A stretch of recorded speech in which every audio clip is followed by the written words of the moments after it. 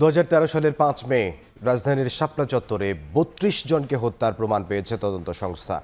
আগামী 7 জুনের মধ্যে দাখিল করা হবে প্রতিবেদন। চিফ প্রসিকিউটর আমিনুল ইসলাম বলেন, শাপলা চত্বর হত্যাকাণ্ডের তদন্ত প্রায় শেষের দিকে।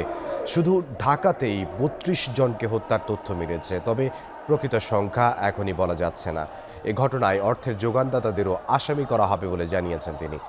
ইসলাম নিয়ে কটূক্তির অভিযোগ তুলে 2013 সালের 5 মে ঢাকার শাপলা চত্বরে অবস্থান নিয়েছিল হেফাজতে ইসলাম।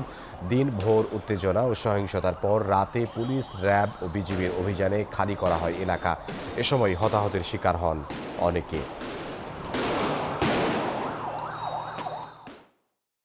দলবদ্ধভাবে এবং প্রিপ্ল্যান্ড ওয়েতে তাদের উপর আক্রমণ করলো।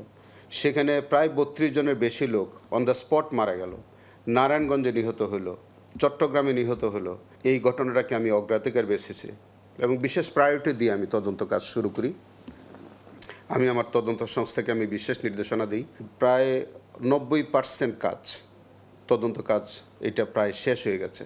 চট্টগ্রামের কিছু ইনভেস্টিগেশন আমাদের বাকি আছে।